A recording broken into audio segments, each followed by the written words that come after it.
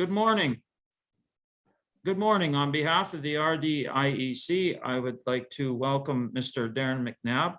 Mr. McNabb is going to speak to us today about trapping. Before we begin, I would like to just share a few things with the students out there. Students that are watching this, you can enter to win a $50 gift certificate. You can just go to the website and you will see it there. The website has been updated and it's all categorized. So please take some time and go through that. Another thing I'd like to mention is to the students out there, Mr. McNabb, this is a passion of his, and he's also a banker. But if you're looking for a sideline and so forth, this is something that maybe some of you might be interested in. Without further ado, I'd like to welcome Mr. McNabb. It's a pleasure having you today, and I just want to thank you for taking the time for being with us. Thanks, Jeff. Today, just going to go over some of the changes in the trapping industry over the last 20 years and some of the things that we do and the tools that we use for our modern day trapping. You know, what they used to do back when Canada and Saskatchewan was settled. The fur industry was strong and relevant in the country, and we were actually built on the fur trade. Nowadays, we've changed the technology that we use, just like farming has advanced and everything else. And we got the new age trapping and what we do and why we do it. So first slide here, we got, this is my neighbor's yard. And he was having some difficulty, lots of deer in the yard, animals walking around, and the coyotes were actually right on his front step, chasing the deer. So we have an opportunity to go in there and help manage that population, you know, save a few deer, save a few birds, and keep the coyotes out of the yard where he had his young children. Here's a picture. This is me and my daughters a couple of years ago. This is the actual end result. The coyotes are ready for market. Coyotes are sold at auction, and those coyotes are processed and used for garment trim is generally where they're used. So these coyotes would be tanned and cut into strips and put onto fur coats, fur jackets, or any other jackets that require a fur trim. This was actually quite a good year. That's about half a year for me. And this was January 1st of 2018. So as I said, what's happened in the trapping industry has evolved over the years. And in 1997, Canada, the European Union, and Russia actually got together and said, you know what, we're going to change or create some standards on how to do this. It's not just a free-for-all out there. So actually the International Agreement for Humane Trapping Standards was created and ratified by Canada, the European Union, and Russia in December 15th, 1997. And other countries have come on board since.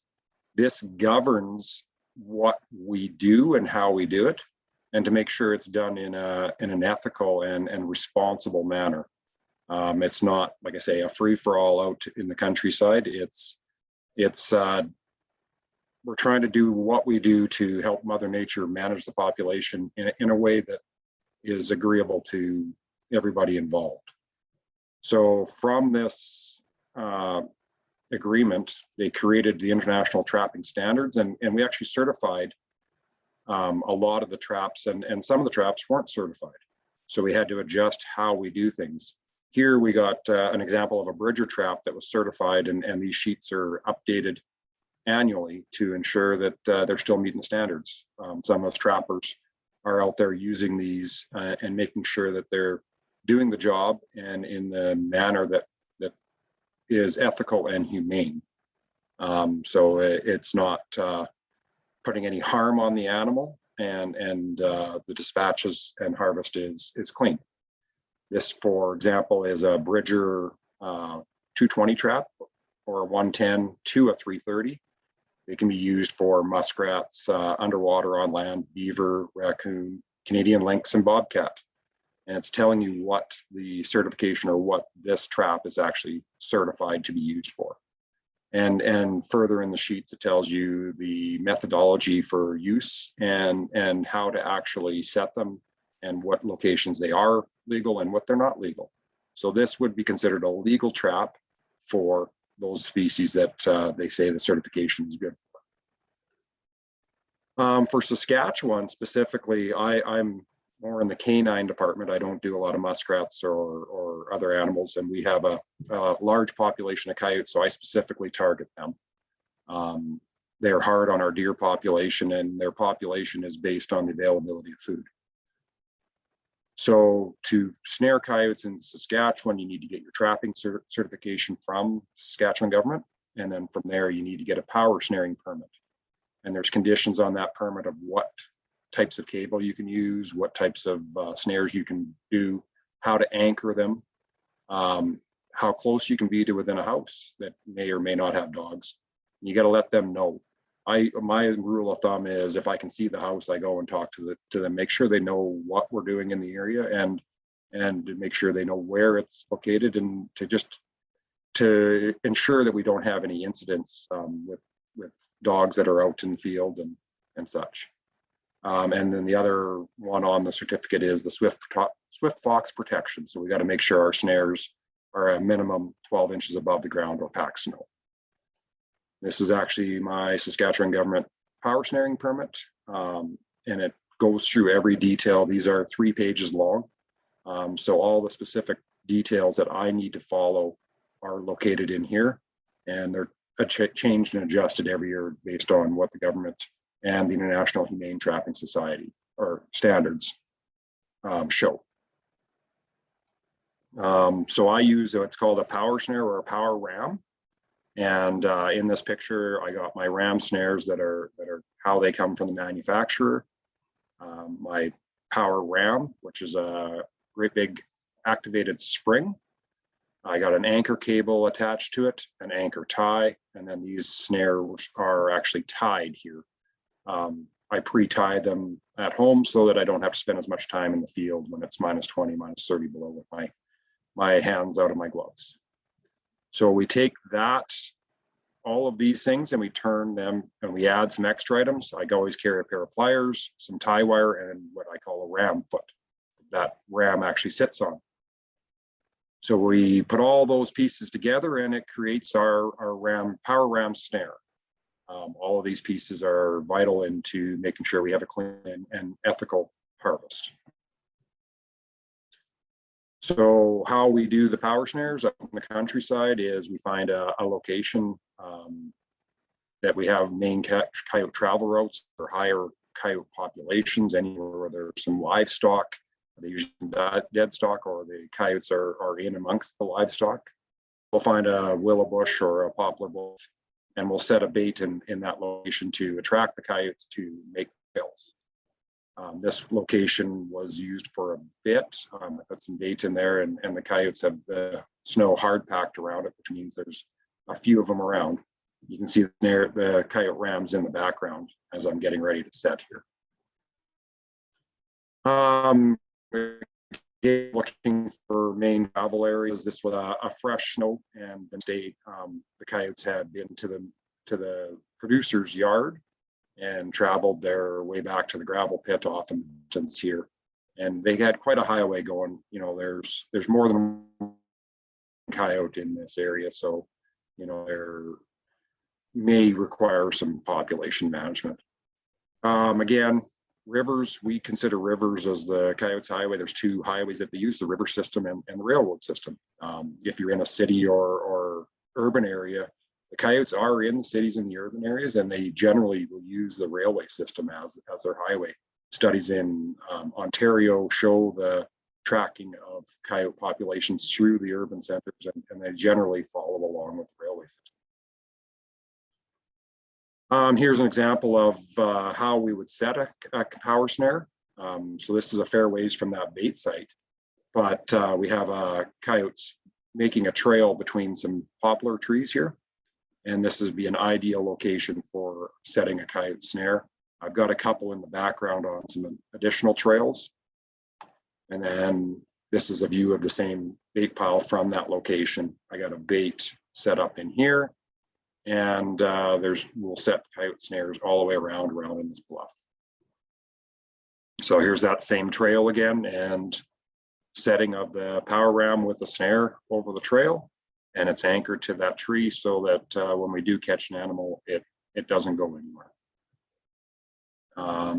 I like to set my rams on the right-hand side of the trail because it's just easier because I'm right-handed. And this is what a couple days later came back. I spent 10 days on this bait site, or 14 days on this bait site, and I caught 16 coyotes. It took a while for that actual trap to catch a coyote, but we finally did get one there. Additional options here, I have a trail that goes underneath these trees and through a fence line. Looking at options for setting it, I could either set it on the fence line, which I don't like to do because you end up catching rabbits or non-target species. You can set them on the right-hand side, but I didn't have an anchor on the right-hand side, but I did have an anchor on the left-hand side. So I eventually set on the left-hand side of this trail, and then I broke a stick off and kind of made a little fence for them to stay on that trail. And a couple days later, coyote comes down the trail, and we were able to harvest that coyote using that trail. Again, looking for good places to set. I've caught a couple of coyotes here. You can see in the background, they got a great big drift out there. And this was actually on about 36 inches of snowpack. So the ground is actually 36 inches below this. And I'm always mark my snares with the flag tape. You know, years such as this, where we have a little bit of snow and a lot of wind, will kind of cover our snares up. So this is what it looked like after I set the ram. A little bit of blocking on the left-hand side, so they use that trail. And I came back a couple days later, and there's my snare. Took me a while to find it, but since I had it marked and we knew where it was, we were able to find that under the snow, and able to recover that trap. That's why we mark them, so we know where they are. This is more early season.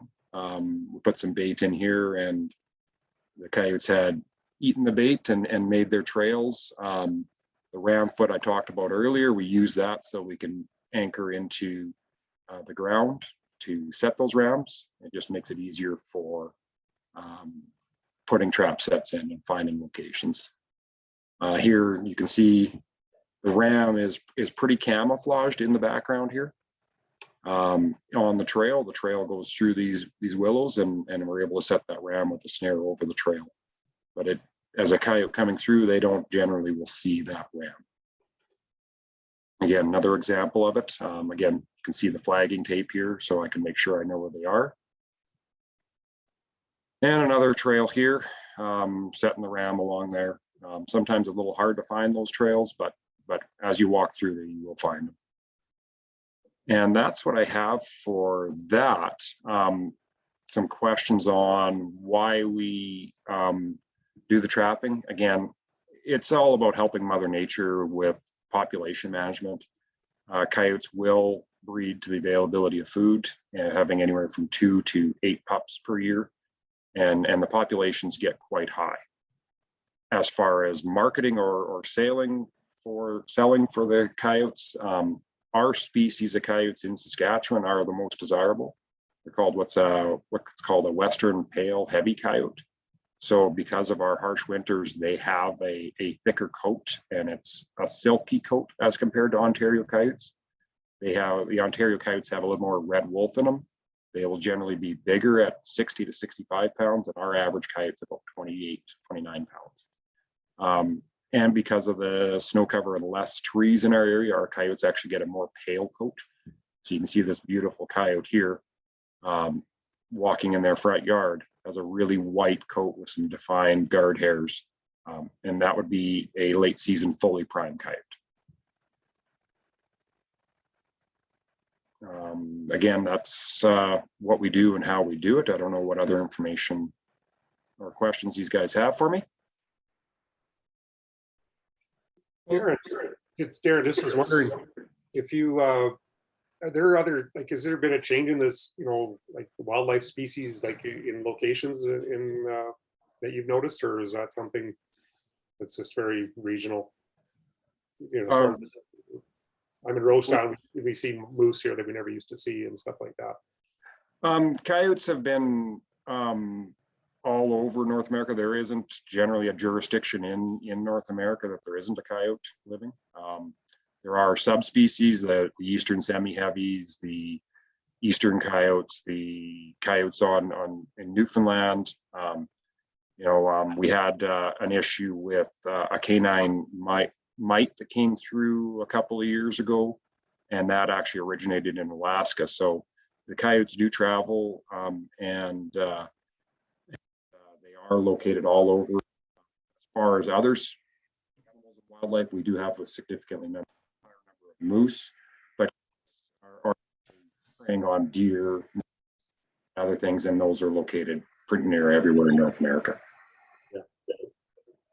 My husband and I farm just an hour east of Regina, and so we're very used to having the moose and the coyotes and stuff around our farm. But we also live in the city, and I have a lake right behind my house here, and it just made the news yesterday that the coyotes are moving into the city, and that's a little concerning too. Where you're saying, they don't necessarily have to be out in the wild, in the rural areas. They're definitely urban bound as well too, and we have a very large bunny population right now happening, and maybe that's the attraction. And so it's interesting that I appreciate the fact, the humane part of the trapping, because a lot of people are concerned about that. But I think you've done an awesome job explaining, why this is being done, and just the caution that you take, and the end result of just controlling that population. Right, and we always, my always thinking on it is, Mother Nature's not a sweet little old lady baking cookies. When population gets high, she always comes by with some form of population management. Whereas we have a high prevalence of mange in our area, where the coyotes lose their fur in the wintertime. Yeah. And it's kind of a variant of the shingles virus. So their fur will actually fall out and cause stress. And the more stress they have, the more fur that will fall out, to eventually, there's a kite. If we walked outside when it's -30 out without our jacket or our shirt on, it'd be very cold and cause a lot of stress for us. That's kind of how Mother Nature tries to manage the population. And the other thing that came through was that canine mite. Populations were getting high on coyotes and deer and rabbits. So as the rabbit population goes up on its 6-year cycle, the number of coyotes went up, and we had a high population of coyotes in not enough area for not enough food for them. So this canine lice actually went from Alaska all the way down to Nebraska, and made a severe impact on our coyote population. That year, 50% of the coyotes, over 50% of the coyotes that were harvested in Saskatchewan had the disease and were unusable for the market. So those animals would have unfortunately perished in the future. But by maintaining the population or managing the population, we actually were able to remove those animals so it didn't spread to the entire population. And now we're seeing, 5 years ago, 50 to 60% of the coyotes having a disease, to I seen 11 this year out of the 200 that I saw. Awesome.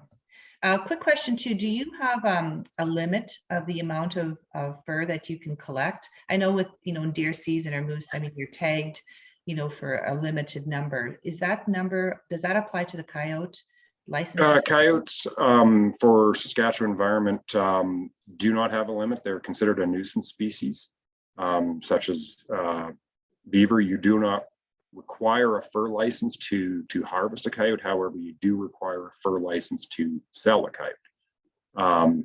All the other animals other than coyotes in Saskatchewan, coyotes and beavers in Saskatchewan are protected under that agreement. But where there is no limit on the number I can harvest, but there is on a management scale, it's you do want to leave some population in the area for the management of mice and helping maintain a healthy deer herd. So we won't go in and kill all the or harvest all the animals in an area. So we try to make sure we're managing the population that way. Awesome. Thank you for that. Yeah, if you don't Arnold, manage it right, you lose the opportunities of future harvest, right? So you have to be smart on how you harvest.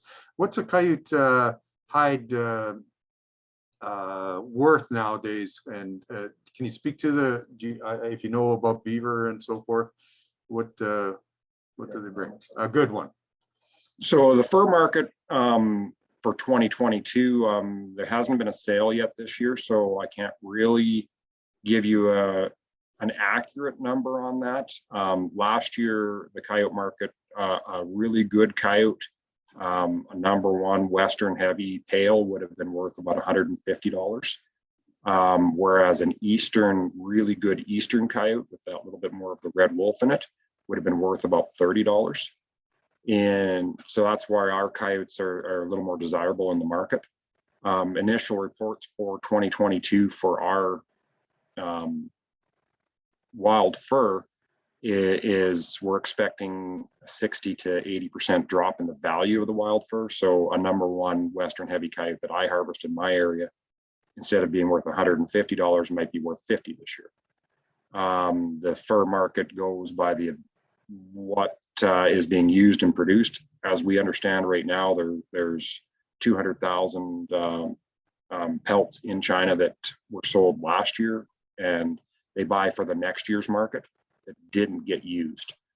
Due to Corona, COVID, the Chinese population and Russian population didn't go outside. They were in a bit of a lockdown, so they didn't use the pelts that they had bought the previous year.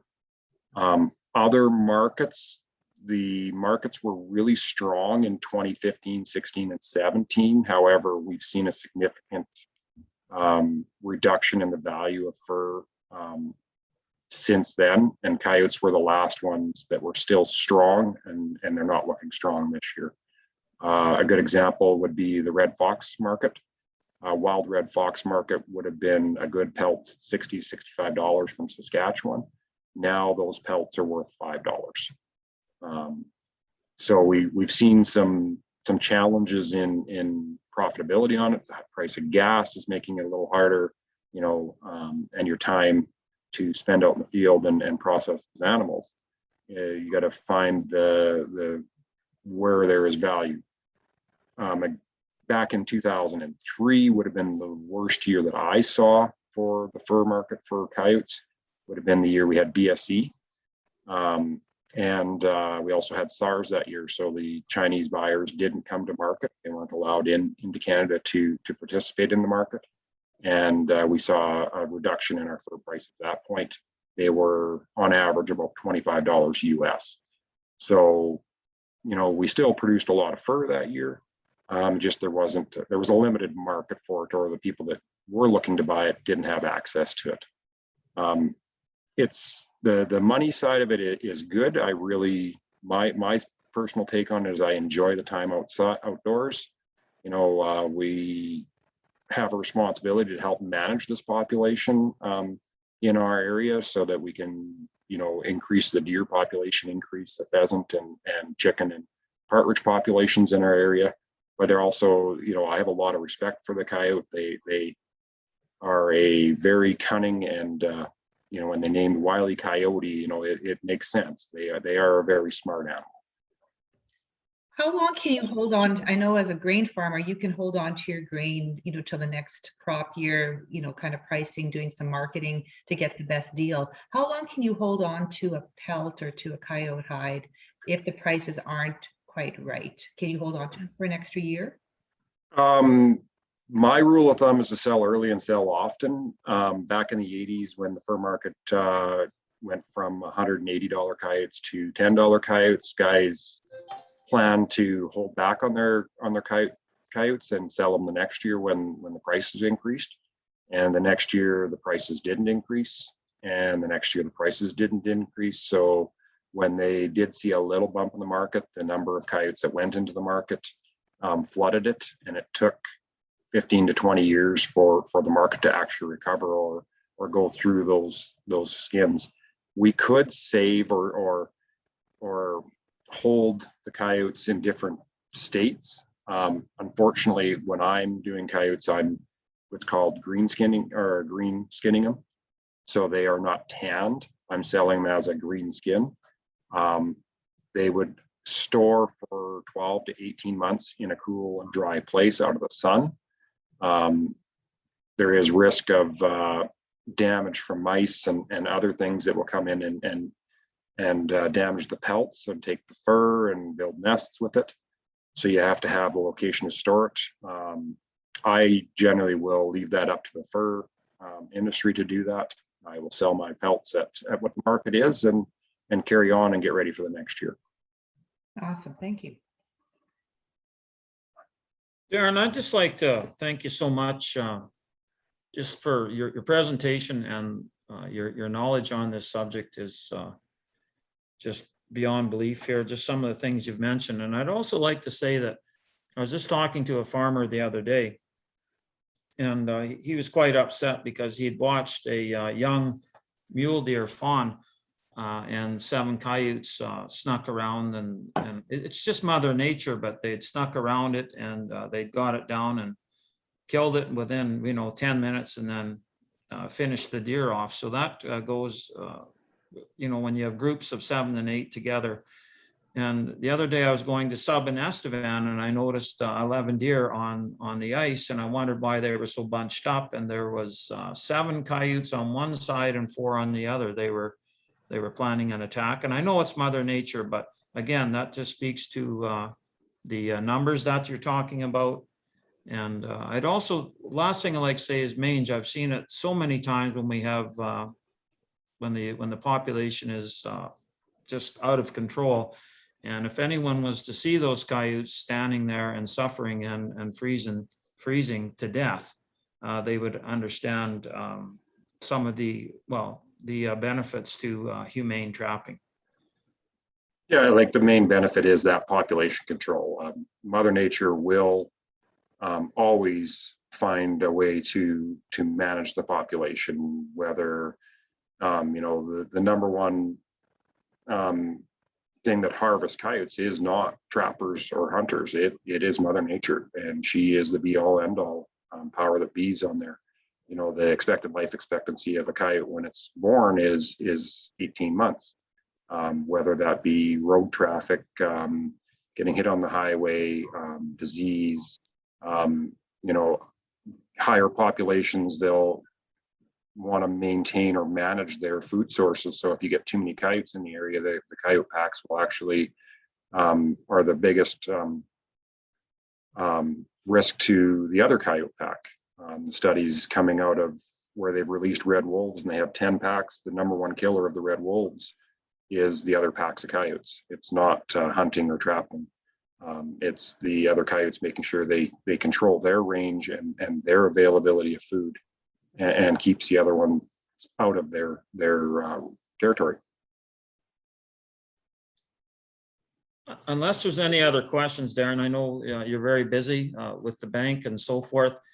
I'd just like so much to thank you for sharing your knowledge, like just some of the trapping ideas in regards to the trails, the right-hand side, putting a stick close to the trails so they stay on the trail, and the baiting and the tracks, and the river site was unbelievable for the number of tracks. And I think that a lot of kids, especially those living in the city, would be quite shocked at just the amount of tracks and so forth. I'm out with my dogs every day and see that, but I just want to thank you again for sharing your knowledge.